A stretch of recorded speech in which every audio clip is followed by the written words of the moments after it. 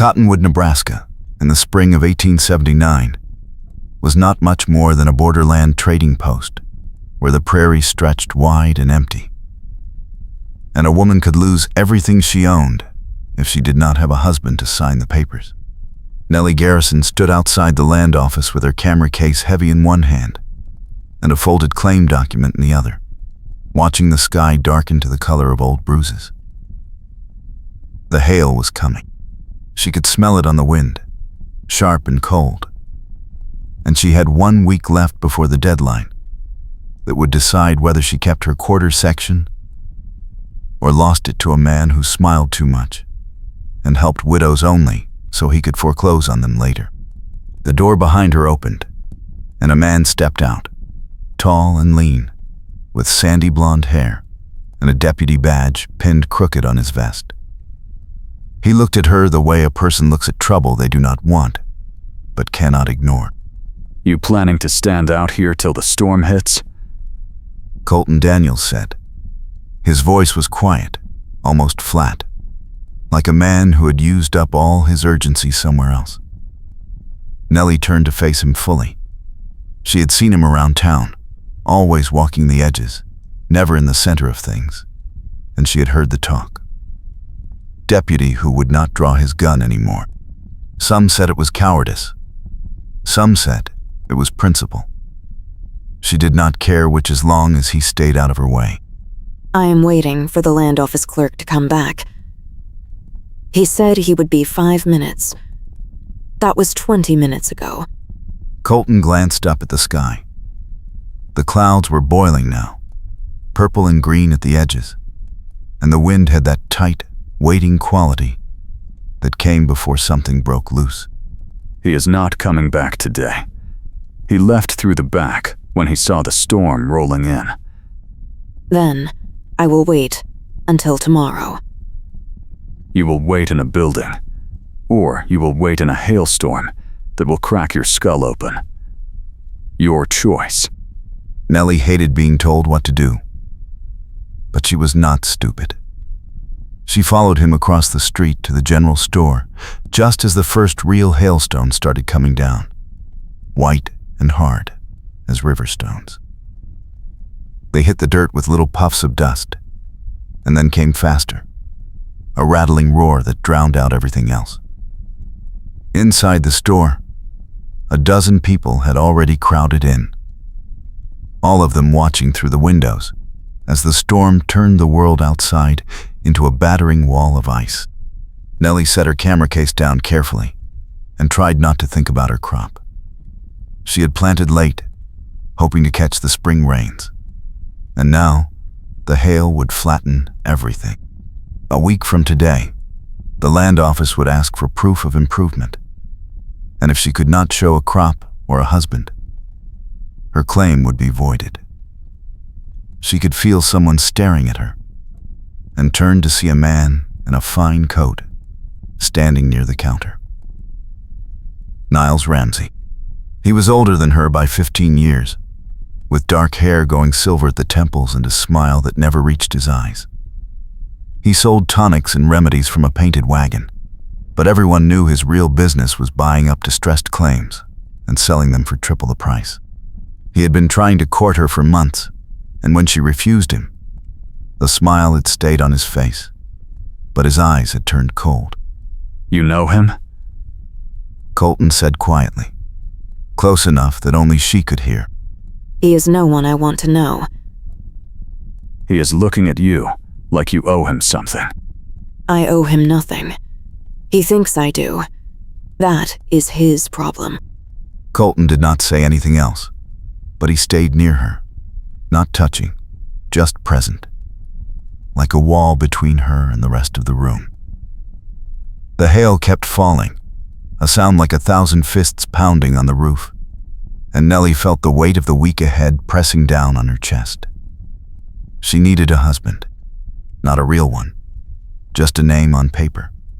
Someone who would stand beside her long enough for the land office to stamp her claim and then disappear back into his own life. It was a fool's errand, and she knew it. What man would agree to that?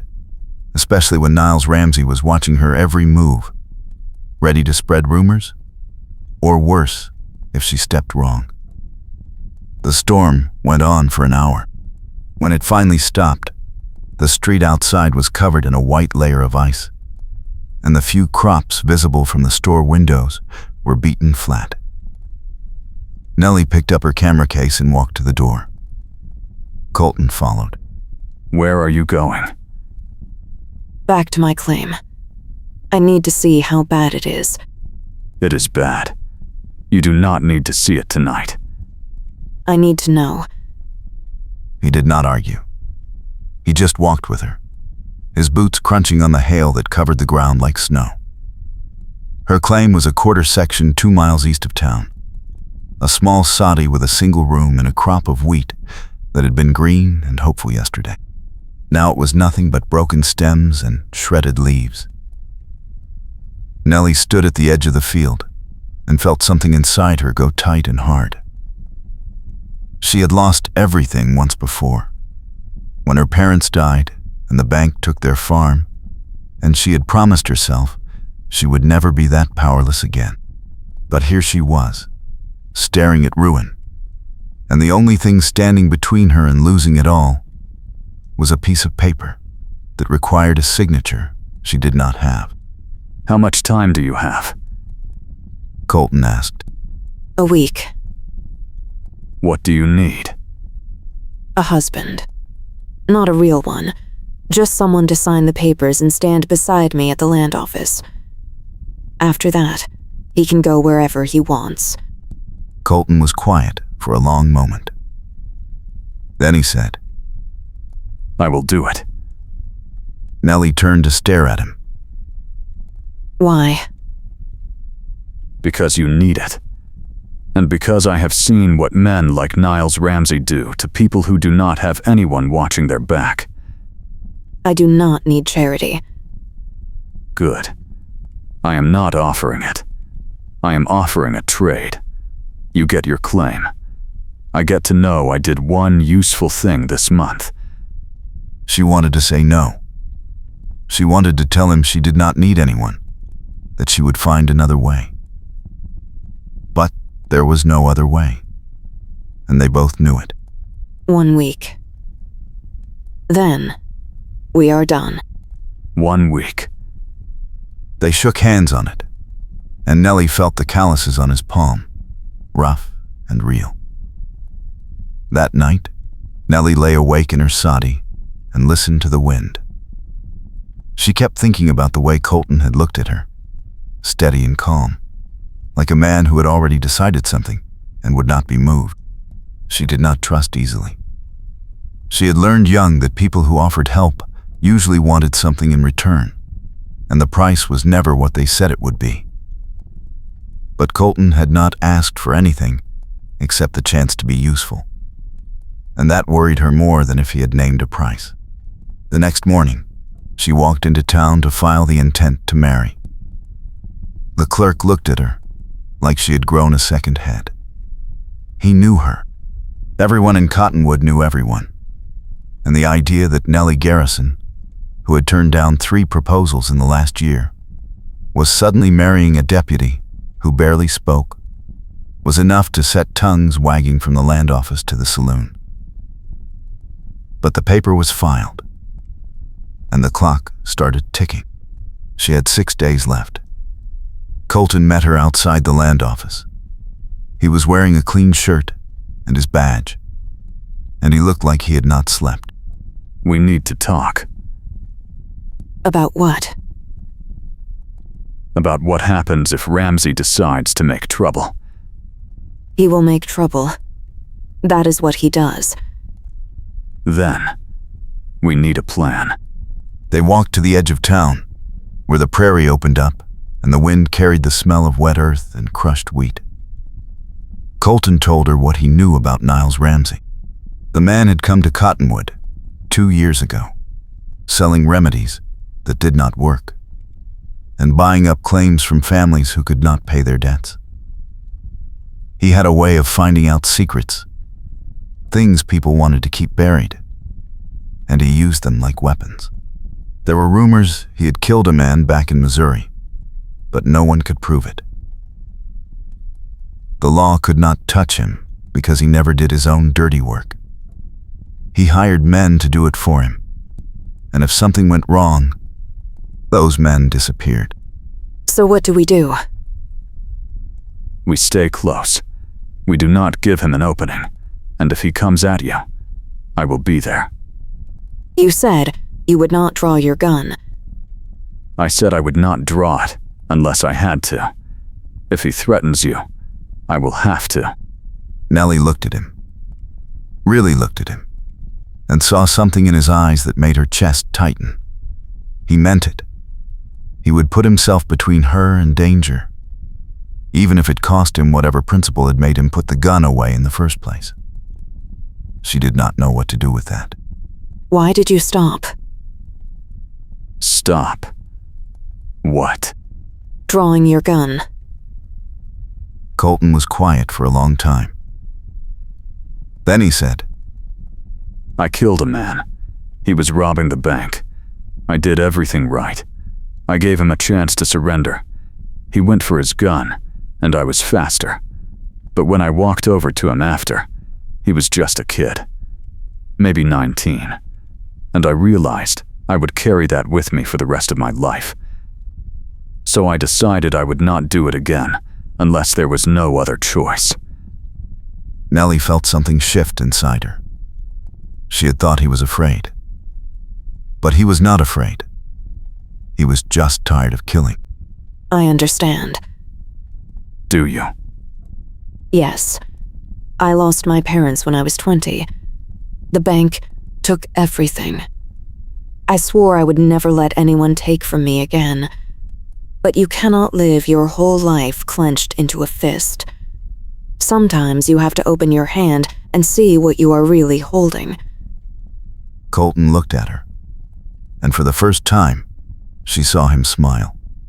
It was small and crooked, but it was real. You are stubborn. So are you. We are going to make a terrible married couple. Good thing it is only for a week. But even as she said it, Nellie felt a small, dangerous flicker of something that felt like hope. Over the next 3 days, they were together almost constantly.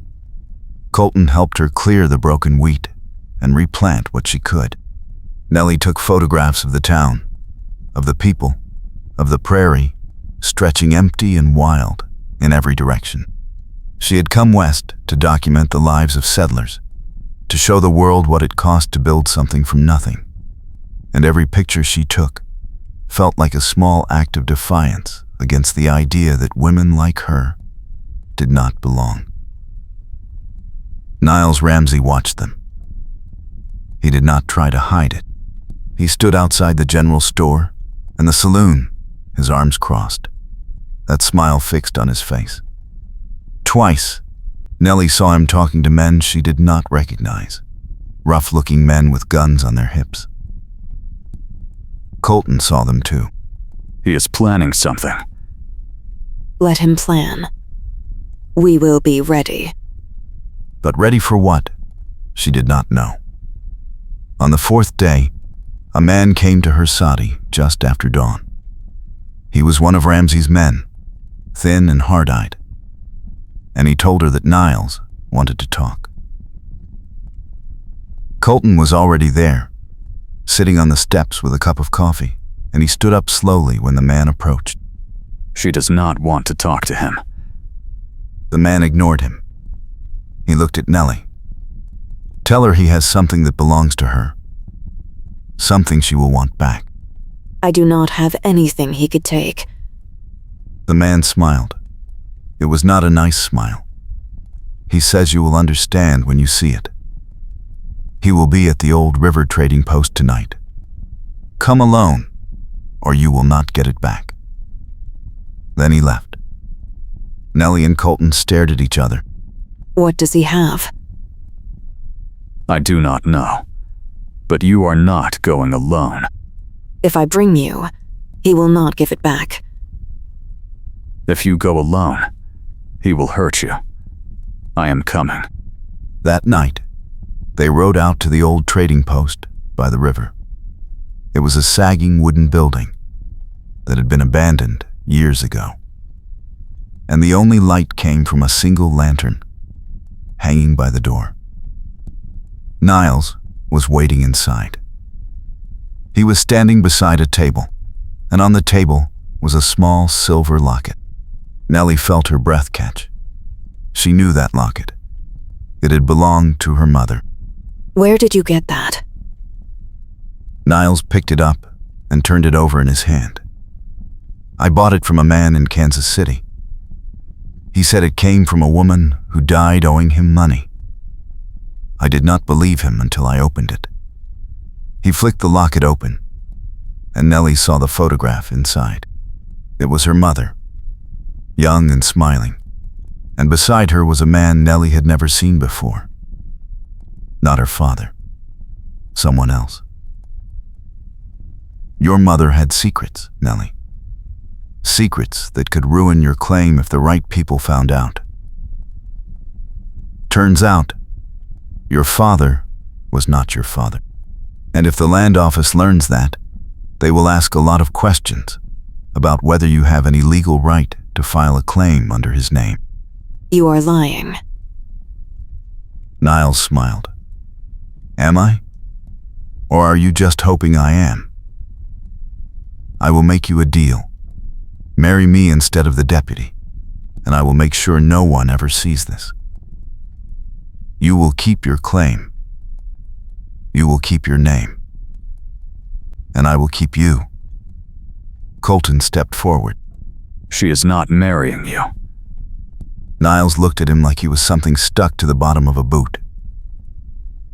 This does not concern you, deputy. It does now. Niles gestured, and two men stepped out of the shadows. They were the same rough men Nellie had seen in town, and both of them had their hands on their guns. I was hoping you would be smart, Colton, but I see you are going to be difficult. Nellie felt everything slow down. She saw Colton's hand move toward his gun. Not fast, just steady. She saw Niles step back, still smiling. She saw the two men shift their weight, getting ready. And then she did the only thing she could think of. She grabbed the lantern off the table and threw it.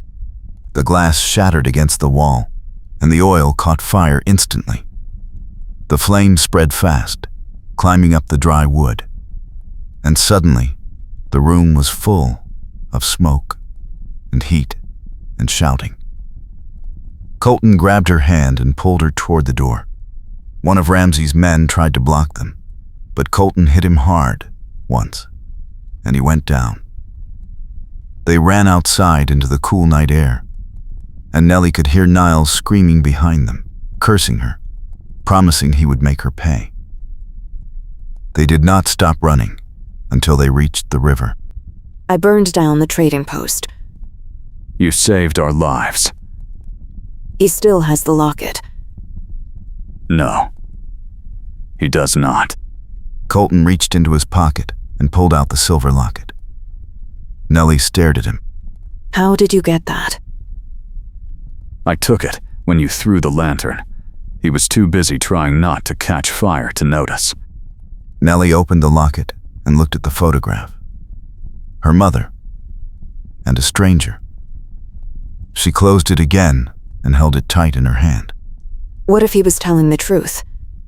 What if my father was not my father? Then your father was the man who raised you. The rest does not matter. It matters to the land office. We will figure it out. But Nellie knew there was nothing to figure out. If Niles talked, if he spread the story, the land office would start asking questions. And even if she could not prove it was true, the doubt would be enough. They would void her claim. She would lose everything. She sat down on the riverbank and felt the weight of it settle over her like a heavy coat. Colton sat beside her. He did not say anything. He just sat there, close enough that she could feel his warmth, and waited. I do not know what to do. You keep going. You file your claim. You marry me. And when Niles tries to stop you, we stop him first. How? We find out what he is hiding. Everyone has secrets, Nellie. Even men like him. The next morning, Colton went to the sheriff. He told him about the fire, about the threats, about the two men with guns. The sheriff listened, but he did not look convinced. He said there was no proof, and even if there was, Niles Ramsey had friends in the territorial government. Going after him without solid evidence would be a mistake. Colton left the sheriff's office and went to the saloon. He bought a drink for a man who worked in Ramsey's supply chain, a man who hauled crates from town to town and did not ask questions. After the third drink, the man started talking. He said Ramsey had a ledger. He kept it locked in a safe in his wagon, and it listed every claim he had bought, every family he had squeezed, every dirty deal he had made. But more than that, it had names. Names of people he had killed or had killed. Names of lawmen he had paid off. If that ledger ever saw the light of day, Ramsey would hang. Colton asked where the wagon was. The man said it was parked behind the land office, guarded day and night. Colton thanked him and left. That night, Colton and Nellie broke into the wagon. It was easy, easier than it should have been. The guard was drunk and asleep, and the lock on the safe was old. Colton pried it open with a knife, and inside was the ledger. It was a small book, bound in leather, and every page was filled with names and numbers and dates. Nellie flipped through it, her hands shaking. She saw families she knew, people who had lost their claims and disappeared. She saw the name of a lawman in Kansas who had died in a fire. She saw a date that matched the flood Ramsey claimed would come in the spring, a flood he was planning to use as cover for more foreclosures. This is enough. This will bury him. We need to get it to the territorial marshal. Tonight. But before they could move, the wagon door slammed open. Niles stood there, his face twisted with rage, and behind him were 4 men with guns drawn. I knew you would come for it. I have been waiting. Colton moved in front of Nellie, his hand on his gun. Let her go. Niles laughed. Let her go? She just stole from me. You both did. You are going to hang for this. Not before you do. This ledger has everything. Every claim you stole, every person you killed. The marshal will see it, and you will be done. Niles stepped into the wagon. His men followed, crowding the small space, and Nellie could smell the sweat and gunpowder on them. You are not going to the marshal. You are not going anywhere. Colton drew his gun. It was the first time Nellie had seen him do it, and the movement was smooth and fast, like something he had done 1,000 times and hated every time. I said let her go. One of Ramsey's men raised his gun, but Colton was faster. He fired once, and the man went down. The sound was deafening in the small space, and for a moment, no one moved. Then, everything exploded. The other men drew their guns, and Colton shoved Nellie toward the door. She stumbled out into the night, clutching the ledger, and heard gunfire behind her. She turned back and saw Colton diving out of the wagon, his shoulder bleeding, and Niles standing in the doorway with a gun in his hand. Nellie screamed his name. Colton rolled to his feet and fired again. and Niles ducked back inside. The other men came pouring out, and Colton grabbed Nellie's hand and ran. They ran through the dark streets, past the land office and the general store, toward the edge of town. Behind them, she could hear shouting and the sound of horses. Ramsey was coming after them, and he was not going to stop. They reached the river just as the first riders appeared. Colton pulled her down behind a fallen tree, and they crouched there in the mud and the dark, breathing hard. You are shot. It is not bad. You are bleeding. I have bled before. He took the ledger from her and tucked it inside his coat.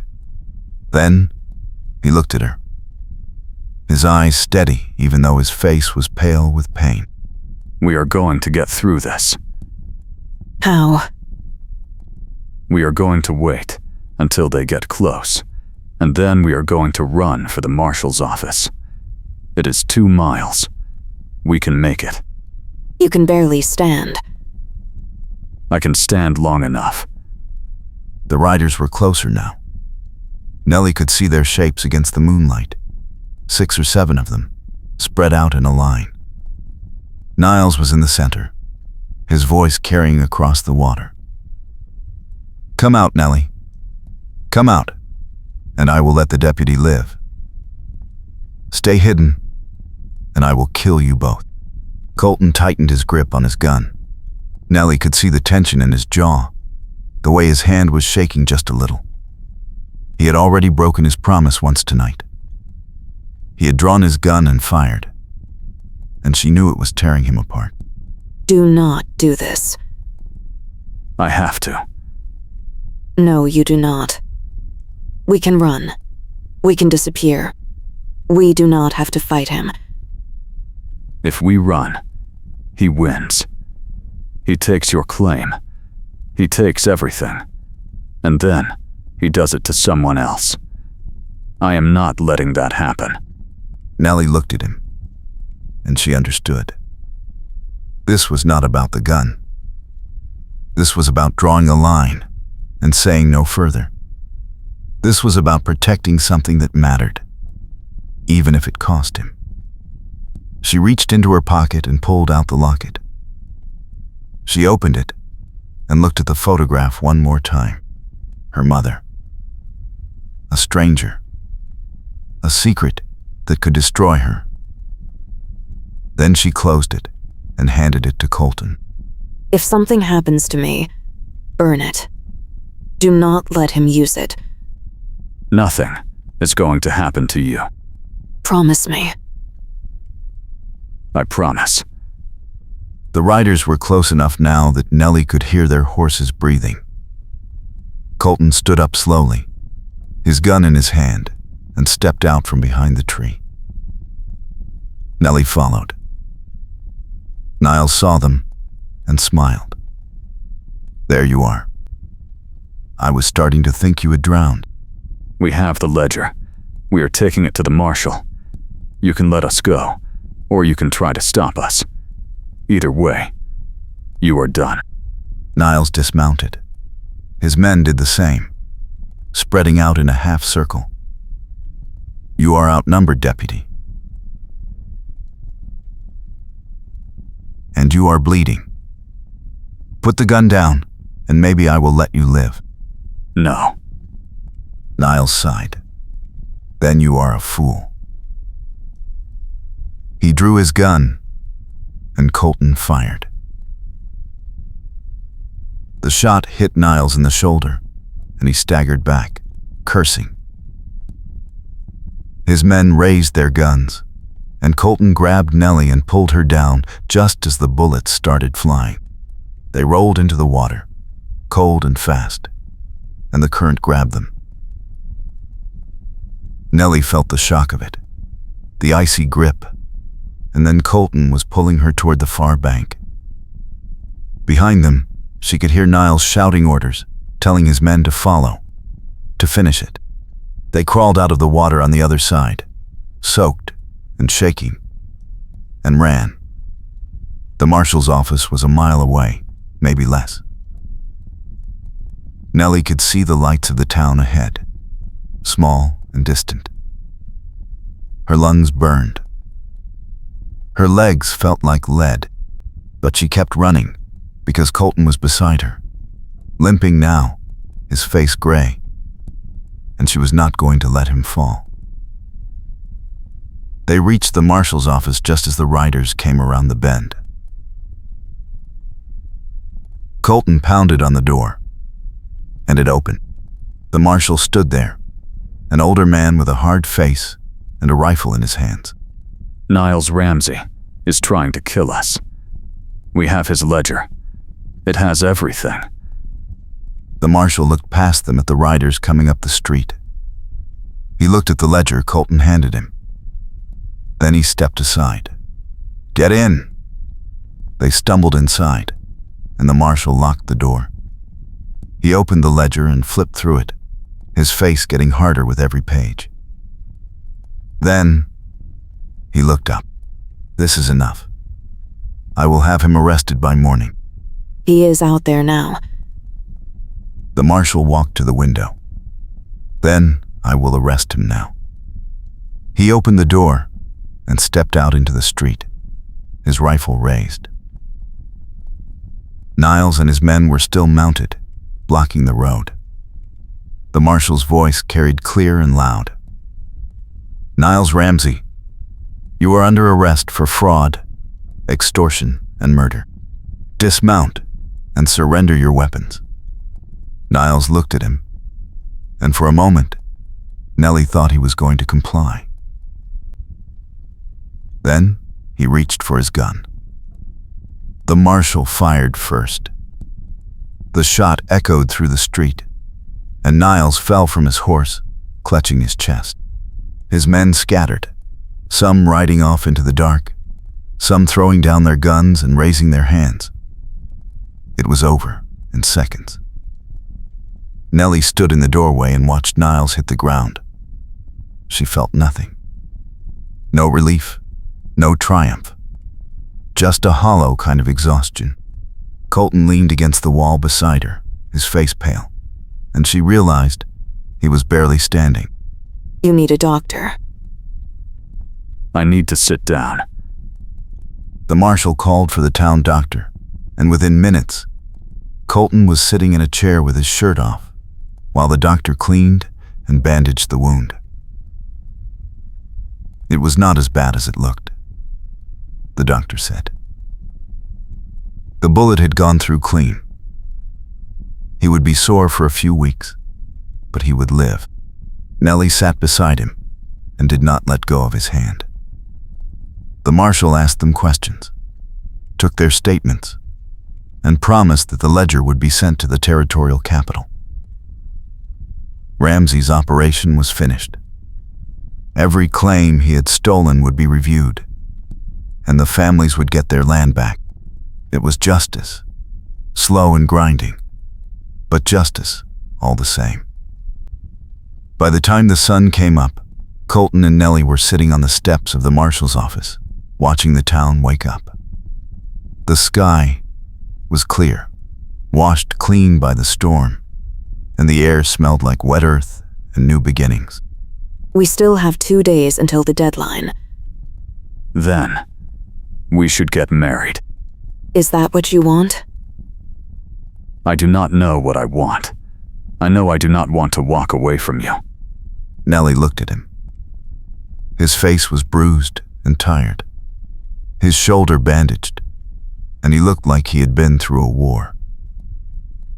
But his eyes were steady, and when he looked at her, she saw something she had not seen in a long time. She saw someone who would stand beside her, not because he had to, but because he wanted to. I do not want to walk away from you either. Then we do this for real. Not just for the land office. For us. For us. They were married 2 days later in the land office, with the clerk as a witness and the marshal standing by to make sure no one interrupted. Nellie wore a simple dress, and Colton wore his cleanest shirt and his badge. It was not a fancy ceremony. There were no flowers, no music, just the two of them standing side by side and saying the words that would bind them together. When it was done, the clerk stamped her claim and handed her the paper. She was legal now. The land was hers. But more than that, Colton was hers, and she was his, and that felt like something worth holding on to. They walked out of the land office into the bright afternoon sun, and Nellie felt lighter than she had in years. Colton took her hand, and they walked down the main street together, past the general store and the saloon, toward the edge of town. Where are we going? To the river. I want to take a picture. They walked to the riverbank where they had hidden from Ramsey's men, where the water had pulled them under and spit them back out alive. Nellie set up her camera and adjusted the lens. She told Colton to stand still, and he did, looking awkward and uncomfortable. Relax. I do not know how to relax in front of a camera. Pretend you are looking at me. He did, and his face softened. Nellie snapped the picture, and she knew without developing it that it would be good. Later, after they developed the photograph, Nellie tucked it inside the locket alongside the picture of her mother. 2 generations, 2 secrets, one of them painful, one of them full of promise. She showed it to Colton, and he smiled. That is a good picture. It is the truth. What truth? That we are here. That we survived. That we chose each other. Colton pulled her close, and Nellie leaned into him, feeling the steady beat of his heart. She had come west to document the lives of settlers, to show what it cost to build something from nothing. Now she was one of them. She had fought for her land, for her name, for her future, and she had found something she had not been looking for. She had found love. They stood there by the river as the sun dipped low and turned the sky the color of fire. The town was behind them, small and rough and full of people who would talk about them for years. But Nellie did not care. She had what mattered. She had her claim. She had her camera. And she had Colton, stubborn and principled, and hers. What do we do now? We build something. We plant a new crop. We take pictures. We live. Sounds good to me. They walked back to her sati as the stars came out, and Nellie felt a quiet kind of happiness settle over her. It was not the loud, shining kind. It was the kind that came from knowing you had fought for something and won. The kind that came from standing beside someone who would fight for you too. That night, they sat outside the sati and watched the prairie stretch out forever under the stars. Colton had his arm around her, and Nellie had her head on his shoulder. And they did not talk much. They did not need to. Everything that mattered had already been said. The next morning, Colton helped her plow the field and plant new wheat. It was hard work, the kind that left your back aching and your hands raw. But it was good work. Honest work. The kind that built something lasting. Over the next few weeks, Ramsey's men were rounded up and arrested.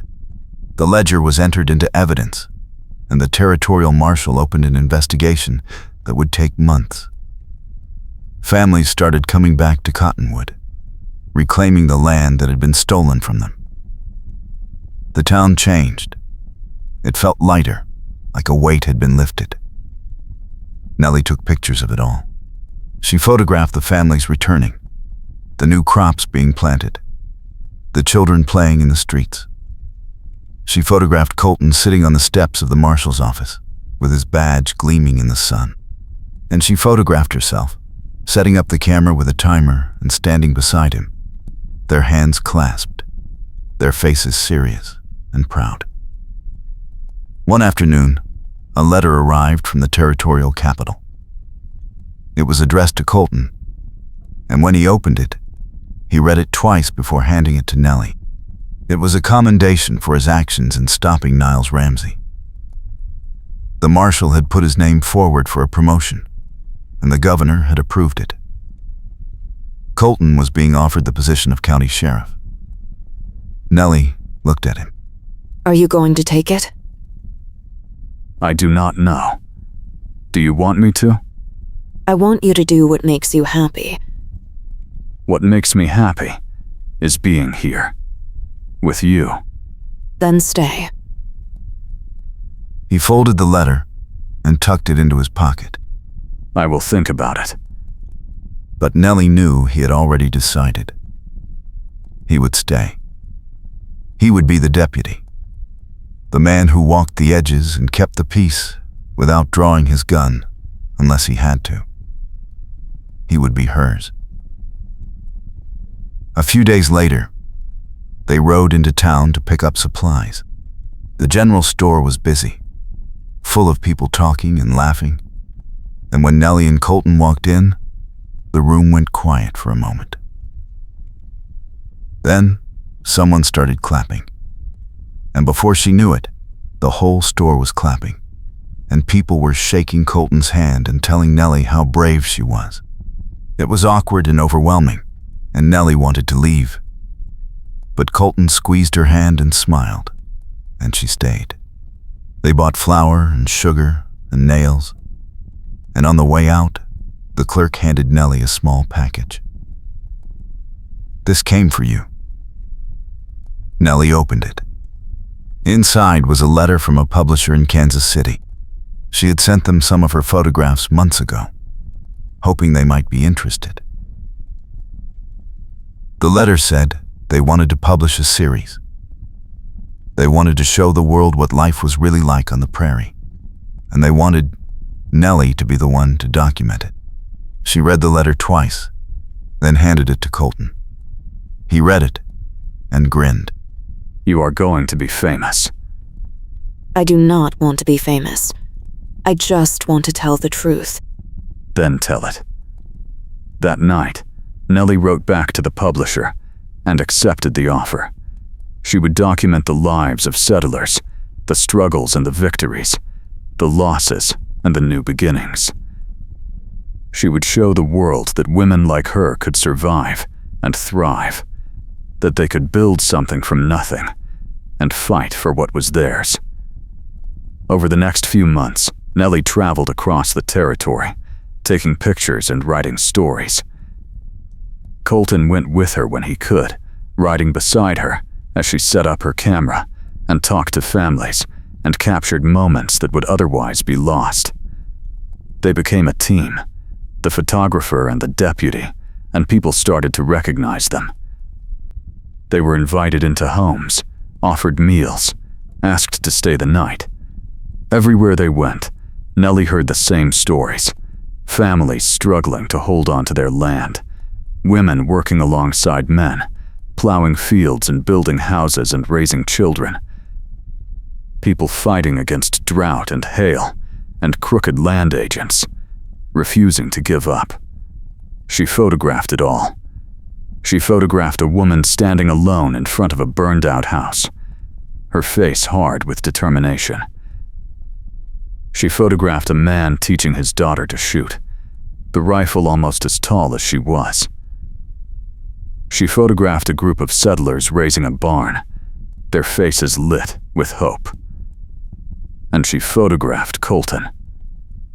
She photographed him sitting on his horse, looking out over the prairie. She photographed him talking to a family about a land dispute, his face serious and patient. She photographed him standing in front of the marshal's office, his badge catching the light, and she thought about how far they had both come. One evening, after they had been traveling for weeks, they made camp by a creek. Colton built a fire, and Nellie developed the day's photographs in a makeshift darkroom she had set up in the back of the wagon. When she was done, she hung the prints to dry and sat beside him. I think we did good today. We did. Do you ever miss it? The life you had before? No. Do you? No. They sat in silence for a while, listening to the fire crackle and the creek murmur. Then Colton said, I am glad you needed a husband. I am glad you said yes. I would do it again. All of it. Even the part where you got shot? Even that. Nellie leaned against him, and he wrapped his arm around her. The stars were out, bright and close, and the prairie stretched forever in every direction. She thought about the locket in her pocket, the photograph inside of her and Colton standing by the river. She thought about the life they were building, piece by piece, day by day. It was not easy. It was hard and uncertain, and there would be more struggles ahead. But it was theirs. They had fought for it, and they had won. A few weeks later, they returned to Cottonwood. The wheat was growing tall and green in Nellie's field, and the town had settled into a new rhythm. Ramsey was gone, his operation dismantled, and the people who had lost their claims were starting to rebuild. Colton went back to his duties as deputy, and Nellie set up a small studio in the back of the soddy, where she could develop her photographs and write her stories. The publisher sent her letters asking for more, and she sent them back full of images and words that told the truth about life on the prairie. One afternoon, a telegram arrived. It was from the governor, addressed to Colton. Nellie handed it to him, and he read it in silence. Then, he folded it and looked at her. They want me to be sheriff again. This time, for the whole territory. What did you say? I have not said anything yet. I wanted to talk to you first. Do you want it? I want to be where you are. Then, we will figure it out. Together. Colton smiled, and Nellie kissed him. It was a slow, gentle kiss, the kind that said everything without words. When they pulled apart, he handed her the locket. You should keep this. It is part of your story. It is part of our story now. She opened it and looked at the two photographs inside. Her mother and the stranger. Her and Colton. 2 generations. 2 promises. 1 locket. She closed it and slipped it into her pocket. That evening, they walked to the river. The sun was setting, turning the water gold and orange, and the town was quiet behind them. They stood at the edge of the water, hand in hand, and Nellie thought about the week that had brought them together. A fake marriage that had become real. A fight that had nearly killed them. A love that had grown in the spaces between danger and survival. She looked at Colton, and he looked at her, and she knew that whatever came next, they would face it together. I love you. I love you too. They stood there as the sun dipped below the horizon and the first stars appeared, and Nellie felt a deep, quiet certainty settle in her chest. This was her life. This was her home, and Colton was hers, now and always. The town stretched out behind them, small and rough, and full of people who had fought to survive. The prairie stretched out ahead of them, endless and wild and full of possibility. And the river flowed between, steady and sure, carrying them forward into whatever came next.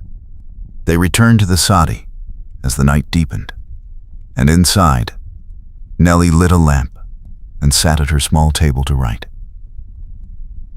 She had a story to finish, one about a land scandal and a town that had refused to break, and she wanted to get the words right. Colton sat across from her, cleaning his gun in the lamplight, and they worked in comfortable silence. After a while, he looked up.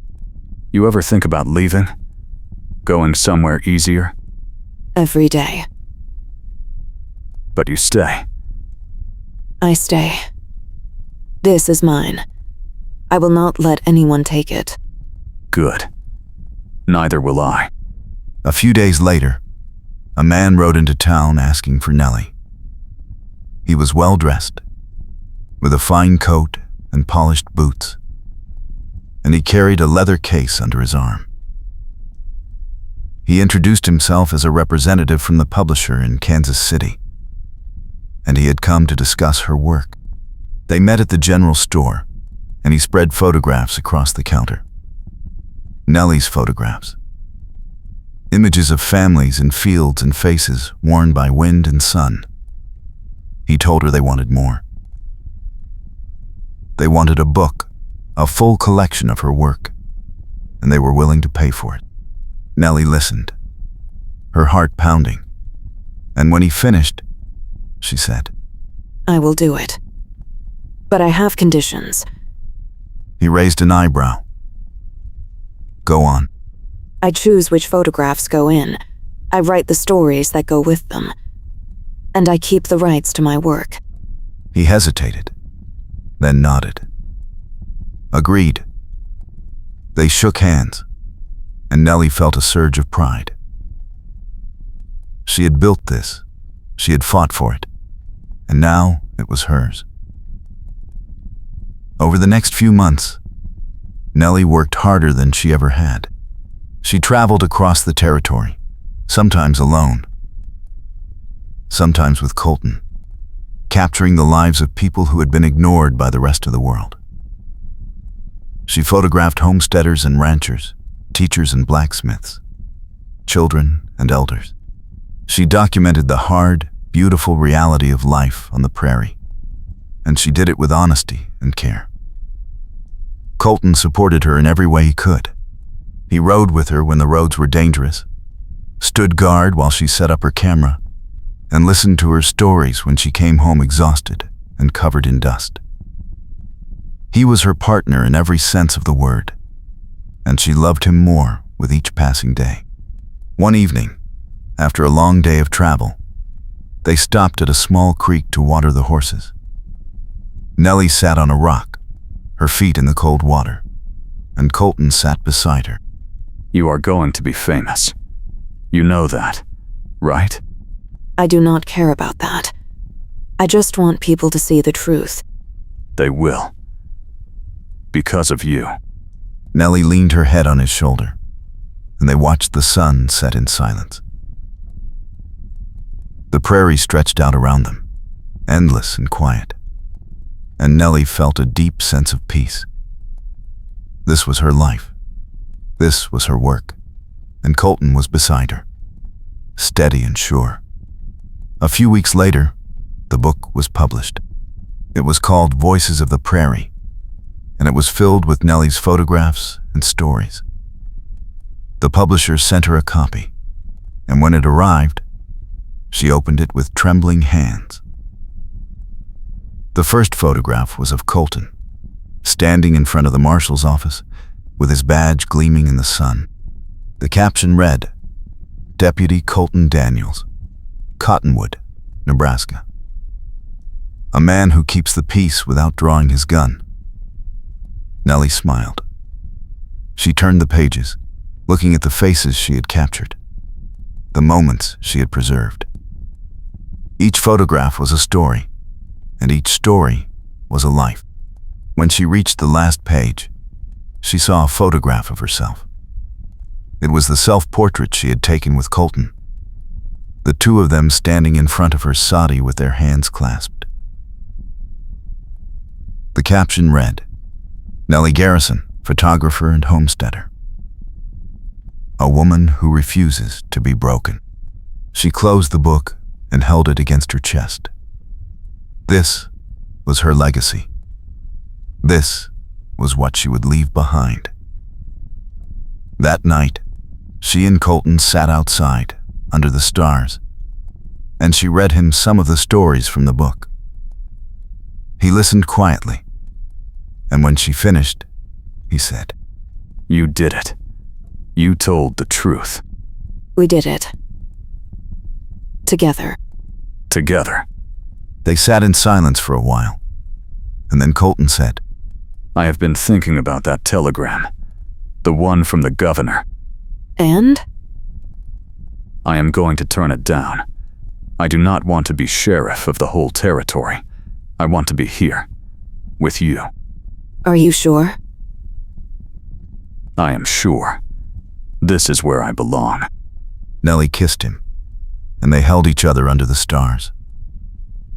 The prairie stretched out around them, vast and quiet, and Nellie felt a deep, unshakable certainty. This was her home. This was her life. And Colton was hers, now and always. The next morning, Colton sent a telegram to the governor, politely declining the offer. Then, he pinned his deputy badge to his shirt and went to work. Nellie packed her camera and headed out to photograph a family that had just arrived in town. New homesteaders, trying to build a life. Over the next few years, Nellie's work gained recognition. Her photographs were published in newspapers and magazines across the country, and people started to see the prairie not as a wasteland, but as a place where real people lived real lives. She received letters from families thanking her for telling their stories, and she kept every one. Colton continued his work as deputy, keeping the peace in Cottonwood and the surrounding territory. He never drew his gun again, and he became known as a fair and steady lawman. People trusted him, and he took that trust seriously. Nellie and Colton built a life together, piece by piece. They expanded the soddy, adding rooms as they needed them. They planted more crops, raised chickens, and bought a few head of cattle. They worked hard, and they built something that would last. One spring afternoon, 5 years after they had met, Nellie stood in her field and looked out at the wheat growing tall and green. The sun was warm on her face, and the wind carried the smell of rain. Colton walked up beside her and took her hand. Good crop this year. The best yet. We did well. We did. They stood there together, looking out at the land they had fought for. And Nellie felt a deep, quiet happiness. This was her life. This was her home. And Colton was beside her, steady and sure, now and always. That evening, they sat on the porch and watched the sun set. Nellie had her camera beside her, always ready, and Colton had his arm around her shoulders. They had been married for 5 years now, and the fake deadline that had brought them together felt like a distant memory.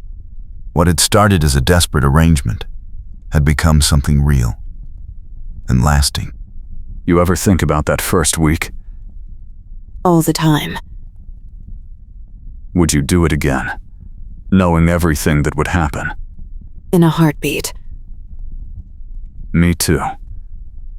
Nellie leaned into him, and they sat in comfortable silence as the sky turned from gold to pink to purple. A rider appeared on the horizon, coming fast, and Colton stood up. Nellie recognized the urgency in his posture, the way his hand moved instinctively toward his gun before he stopped himself. The rider was young, maybe 17, and his horse was lathered with sweat. He pulled up in front of the soddy and gasped out his message. The marshal needed Colton immediately. There had been a shooting in town, and they needed someone they could trust. Colton looked at Nellie, and she nodded. Go. I will be fine. I will be back as soon as I can. He kissed her quickly and mounted his horse. Nellie watched him ride away, her hand resting on the locket in her pocket, and she felt the old familiar worry settle in her chest.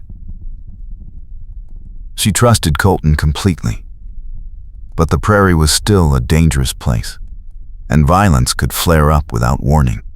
She went inside and tried to focus on her work, developing photographs and organizing her notes for the next book. But her mind kept drifting back to Colton, to the sound of his voice and the feel of his hand in hers. Hours passed. The sun set completely, and the stars came out. Nellie lit the lamps and waited. Finally, near midnight, she heard hoofbeats. She ran to the door and saw Colton riding up, tired but unhurt. She threw her arms around him as he dismounted, and he held her tight. I am all right. Everything is all right. What happened? 2 men got into a fight over a card game. One of them pulled a gun. I talked him down. No one died. You talked him down. You did not draw. I did not need to. Nellie kissed him, fierce and grateful, and they went inside together. She made coffee, and they sat at the table while Colton told her the whole story. The fight had been about money, about debts and accusations, and it could have ended in bloodshed. But Colton had stepped in, calm and steady, and he had convinced the men to put their guns away. He had reminded them that they were neighbors, that they had families, that killing each other would solve nothing. And they had listened. You are a good man, Colton Daniels. I have a good reason to stay alive. They went to bed, and Nellie fell asleep with her head on his chest, listening to the steady rhythm of his heartbeat. The next morning, a letter arrived from the publisher. They wanted another book, a follow-up to Voices of the Prairie. They wanted Nellie to document the changes happening across the territory, the new towns being built, the railroads pushing west, the transformation of the land. Nellie read the letter twice, her excitement building. This was an opportunity to capture history as it happened, to show the world how the prairie was evolving. But it would also mean more travel, more time away from home, and she needed to talk to Colton about it. That evening, she showed him the letter. He read it carefully, then looked at her.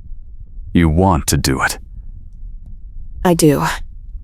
But it means I will be gone for weeks at a time. Maybe months. Then, we will make it work. You are sure? I am sure. This is your calling, Nellie. You are meant to tell these stories. I will not hold you back. Come with me. When you can. We will travel together. I would like that.